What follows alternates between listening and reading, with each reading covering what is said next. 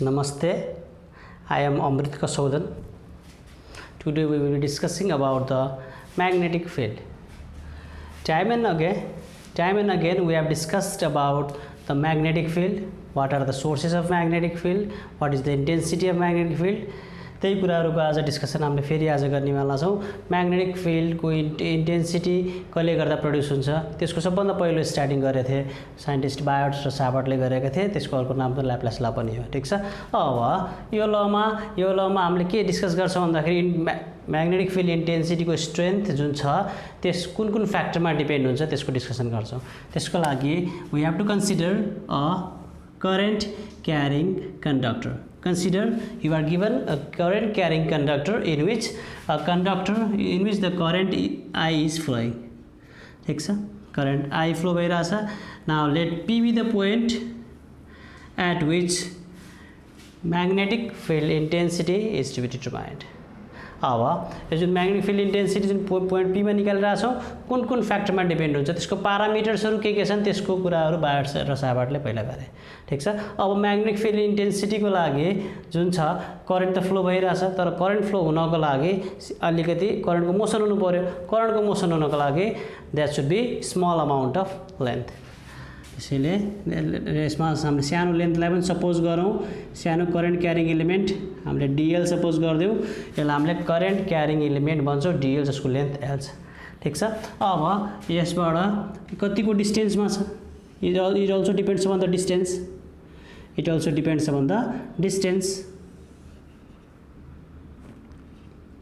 It also depends on the distance. त्यो डिस्टेन्सलाई हामीले आर मान्दियौ। अब यो जुन डिस्टेन्स गइरहेछ यो करेन्ट क्यारिङ एलिमेन्ट जुन छ त्योसित चाहिँ सर्टेन एंगल बनाएर चाहिँ थीटा, ठीक छ। भनेपछि धेरैवटा प्यारामिटर्सहरु त आइरहेछ। यसमा म्याग्नेटिक फिल्ड इन्टेन्सिटी जुन जसको स्ट्रेन्थ छ त्यसलाई हामीले स्मल डीबी मान्दियौ। डीबी विथ स्मल इन्टेन्सिटी दिँदा स्मल करेन्ट क्यारिङ एलिमेन्ट। प्यारामिटर्सहरु के भयो त current I, small current carrying element, dL, length, वा we can say the distance of the current carrying element to the point. अर्को चाहिँ angle between the current carrying element र distance. So that Biot र साबर्टले study गर्दा के भने that small amount of magnetic field intensity is directly proportional to current carrying element, is directly proportional to small current carrying element, ठीक छ, is inversely proportional to square of the distance from the current carrying element, is directly proportional to sine of angle between the current carrying element and the distance. अब यो सबैलाई combining all the equations, combining the above के आउँछ त dv directly proportional to I dl sin theta by r square. Removing the proportional sign there is a constant dv is equal to k I dl sin theta by r square. This is the proportionality constant whose value depends upon the system. यसको value को कुरा गर्दा K is proportionality constant,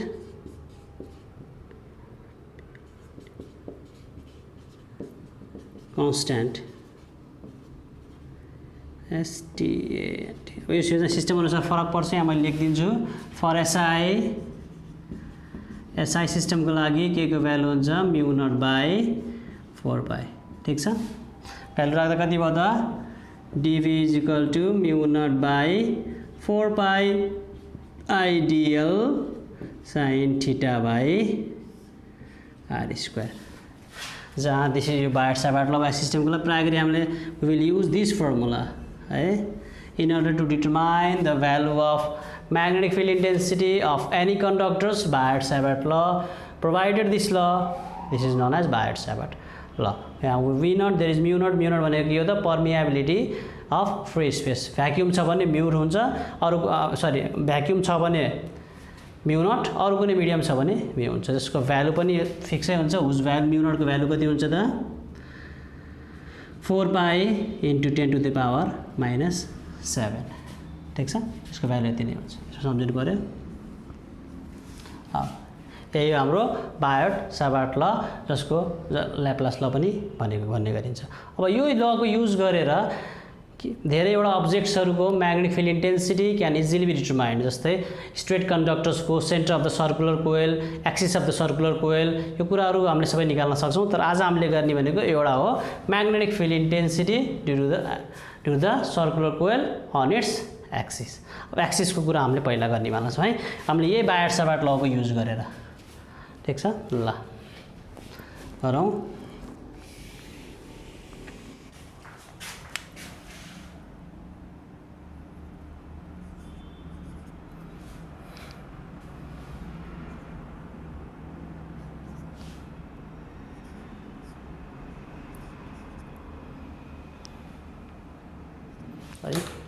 Now we are discussing about the magnetic field intensity on the axis of current carrying circular coil है। अब यसमा it is just like a circle, but it is a 3-dimensional figure। हेर्दा 3-dimensional figure हेर्दाखेरि normally हामीले यसरी बुझ्छौँ। Suppose गरेर तपाईहरुसित यो सर्कुलर कोइल छ, ठीक छ, यो यसको पुरा सर्कमफेरेन्स भइहाल्यो, सर्ट एन्ड रेडियस छ a। यो फिगरलाई हामीले साइडबाट हेर्छौँ, साइडबाट हेर्दा के देख्छ हामीले अन्डा जस्तो देख्छौँ। त्यसैले गर्दा सर्कल किन नदेखेको भन्दा त्यहाँनिरबाट आन्सर आउँछ। ठिक छ, ल्याटरल भ्यू यसको 3D फिगर हो, ल्याटरल भ्यू हो, यसको रेडियस a छँदैछ। अब हामीले निकाल्नुपर्ने end the axis of circular coil भनेपछि यो हो, यसको यो सर्कुलर कोइल यहाँ छँदैछ, यो सर्कुलर कोइल, यसको यो एक्सिस हो, यसको यो एक्सिस हो, यसको सर्कमफेरेन्समा करेन्ट फ्लो भइरहेछ, यो एक्सिस हो। यो एक्सिसमा सरी यही एक्सिसमा हामीले के गर्नेवाला छौँ त, यो एक्सिसमा कुनै पनि यो एक्सिसको कुनै पनि पोइन्टमा म्याग्नेटिक फिल्ड इन्टेन्सिटी कति हो त्यो निकाल्नेवाला छौँ। ठिक छ, नसरी बुझौँ। यसलाई हामीले साइडबाट ल्याटरल भ्यू हेर्दाखेरि हामीले अन्डा जस्तो देखेको मात्र हो। Now what are the given parameters भन्दाखेरि a is the radius and the current of the circular coil is I। Now जुन यो एक्सिस छ, एक्सिसको डिस्टेन्सलाई x मान्दैछ, हामीले गिभन प्यारामिटर्सहरू यति नै हो। एन्ड यो सपोज गरेर यो पोइन्ट P छ, जसमा म्याग्नेटिक फिल्ड इन्टेन्सिटी हामीले निकाल्नु पर्ने हो। अब यसमा हामीले युज के गर्नेवाला छौँ त, it can be used Biot Savart law, it can use Biot Savart law. ठिक छ, हामीले by the use of Biot Savart law we can find the magnetic field intensity of the circular coil. Biot Savart लले के भनेको थियो, तर Biot लले के भनेको थियो, सानो करेन्ट क्यारिङ एलिमेन्ट चाहियो, त्यसैले गर्दा हामीले सानो करेन्ट क्यारिङ एलिमेन्ट लिन्छौँ। अब यसमा हामीले हेर्दाखेरि सपोज गरेर यसको सानो करेन्ट क्यारिङ एलिमेन्ट यो चाहिँ यहाँ सानो करेन्ट क्यारिङ एलिमेन्ट यो छ, यो सानो टुक्रा अब यसलाई हामीले यहाँ सपोज गरिदिउँ सानो करेन्ट क्यारिङ एलिमेन्ट, जसको लेन्थलाई हामीले DL मानिदिउँ। ठिक छ, अब हेरौँ, ख्याल गरौँ है, ख्याल गर्दाखेरि एक्सिस यो हो। अब यहाँ मैले यहाँ चाहिँ अलिकति राख्न गाह्रो भयो,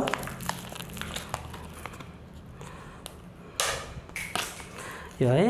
अब यसरी बुझौँ, एक्सिस यो हो। अब हामीले सानो करेन्टको एलिमेन्ट लियो पाइयो, तर हामीले लले के भनेको थियो, सानो एलिमेन्ट लिँदाखेरि त्यहाँ डिस्टेन्स पनि चाहियो, यो डिस्टेन्स हो। ठिक छ, यो डिस्टेन्स मान्नेवाला छ, यो डिस्टेन्स मान्नेवाला छौँ। यो डिस्टेन्सलाई मैले यो डिस्टेन्स कति हुन्छ त, स्मल आर मानौँ, यो स्क्वायर कोसित हो a² प्लस x² 1/2 सित बराबर हुन्छ, यसको डिस्टेन्स हो। ठिक छ, अब एकदम ख्याल गर्नुपर्ने कुराहरू है। अब हामीले सानो करेन्टको एलिमेन्टको म्याग्नेटिक फिल्ड इन्टेन्सिटी यो पोइन्टमा निकाल्नेवाला छौँ, अनि त्यसैलाई होलमा इन्टिग्रेट गरिदिने हो। अब यसमा हेर्दाखेरि सानो करेन्ट क्यारिङ एलिमेन्ट यो पोइन्टमा गर्दाखेरि यहाँ ख्याल गरौँ, सानो म्याग्नेटिक फिल्ड इन्टेन्सिटी यो डिरेक्सन जुन छ नि, यो डिरेक्सन, यसमा जुन डिरेक्सन छ यसको यो परपेन्डिकुलर डिरेक्सनमा जान्छ, जसलाई हामीले DB मान्दियौँ। अब यो 90 डिग्री परपेन्डिकुलर डिरेक्सन हो। परपेन्डिकुलर डिरेक्सन कसरी भयो, राइट ह्यान्ड थम्ब रुल यसरी गरिनुहुन्छ है। करेन्ट करेन्ट यतातिर गइरहेछ भनेपछि म्याग्नेटिक फिल्ड यसको डिरेक्सनमा, यसको परपेन्डिकुलर डिरेक्सनमा, यसको ख्याल गरौँ, यसको परपेन्डिकुलर डिरेक्सनमा गइरहेछ त, यो दुईटा आपसमा के छ त 90 डिग्री छ। एकदम ख्याल गर्नुपर्ने कुरा, म्याक्सिमम स्टुडेन्टहरू यहाँनिर बिगार्छन् है।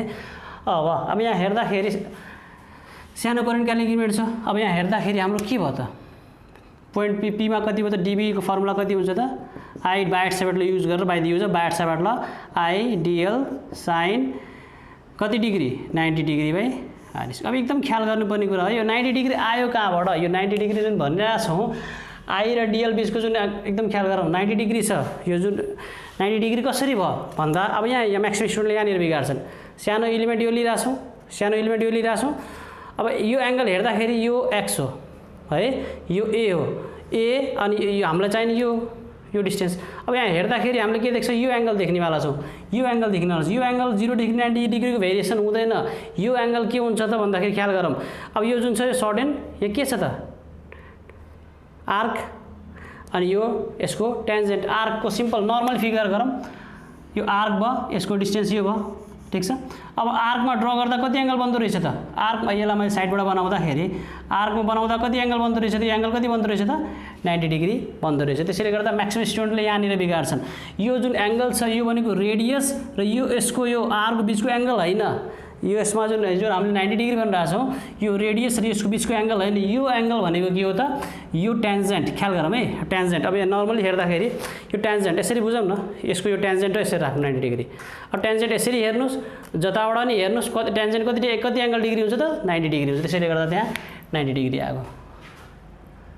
गर्दा कति भयो त हाम्रो, यहाँ म्यु नट बाई 4 पाई छुटेछ, mu naught by 4 pi ideal by r square. आरलाई हामीले यही मानेको छ, ठिक छ। अब यो डिबी भइहाल्यो। सानो करेन्ट क्यारिङ इलिमेन्टले गर्दा यो पोइन्टमा भयो, यसको डिस्टेन्स डिग्री 90 डिग्री हो।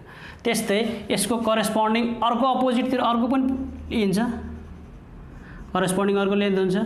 सेम यही फर्मेट हो, पहिलाकै फर्मेट हो, ए छँदैछ, एक्स छँदैछ, ए स्क्वायर प्लस एक्स स्क्वायर छँदैछ, यसको म्याग्निफिक इन्टेन्सिटी जतितिर जान्छ डिबी एंगल थीटा, यो थीटा हो, डिबी गर्दा त्यही फर्मेट हो। अब यहाँ हेरौँ, म्याग्निफिक इन्टेन्सिटी आयो, यो पनि म्याग्निफिक इन्टेन्सिटी आयो।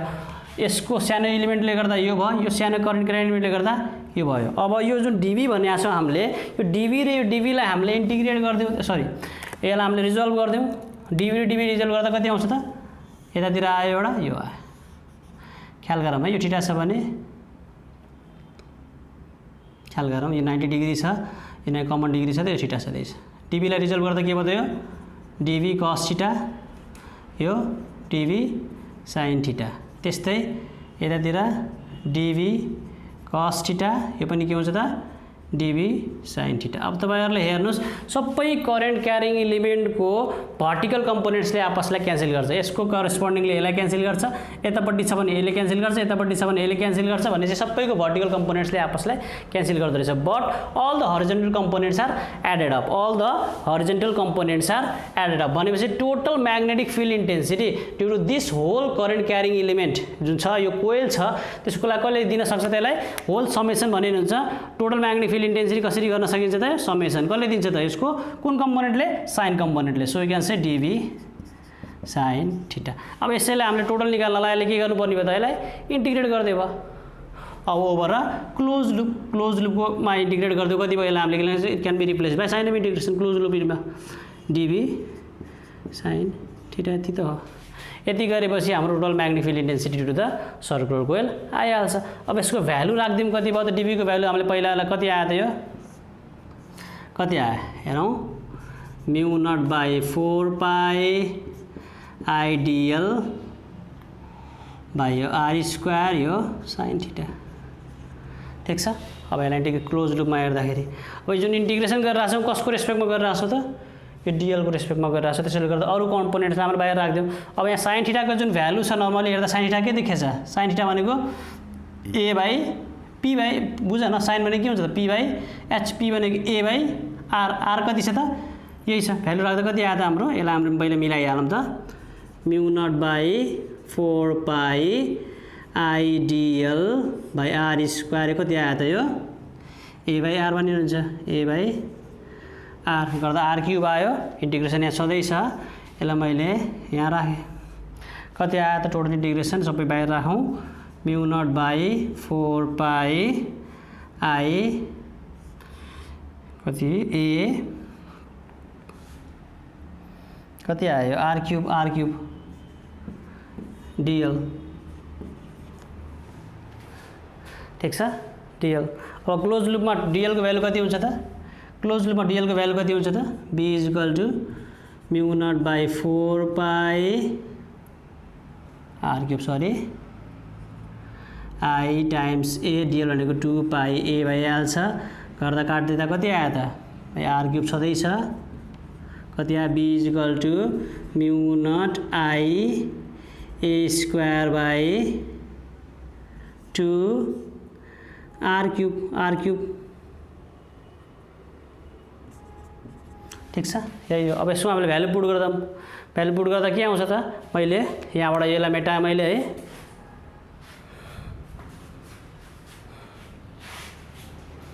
यसलाई मेटाएँ ठीक छ। अब r को भ्यालु राख्दा b equal to mu naught I a square by 2a square plus x square 3/2 okay, this is the expression for magnetic field intensity on the axis of a circular coil carrying current. अब for n turns को लागि गर्दाखेरि for n turns b is equal to mu naught n I a square by 2a square plus x square 3/2 okay, this is the final expression for the magnetic field intensity for n coil n turn को लागि है okay. अब this is the final expression for n turns. अब यो जुन फर्मुलाजहरु छ न्युमेरिकल्सको लागि पनि एनईबी एक्जाम्सहरुमा मस्ट इम्पोर्टेन्ट न्युमेरिकल्स मध्ये पनि पर्ने क्वेशन हो। न्युमेरिकल भन्दा नि लङ क्वेशन बढी इम्पोर्टेन्ट हो, न्युमेरिकल्स पनि सोधेकै हुन्छ है।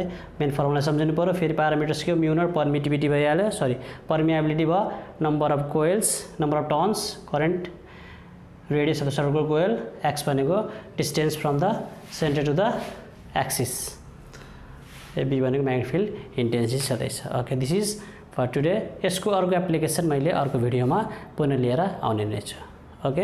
अब तपाईहरुलाई यो कस्तो लाग्यो प्लिज यसमा मेरो च्यानल सब्स्क्राइब गरेर त्यसमा कमेन्ट्सहरु गर्नुस्, हेर्नुस् के रहेछ कन्फ्युजन भएको क्वेशन्सहरु त्यहाँ सोध्दा हुन्छ है okay. Thank you. This is for today. नमस्ते।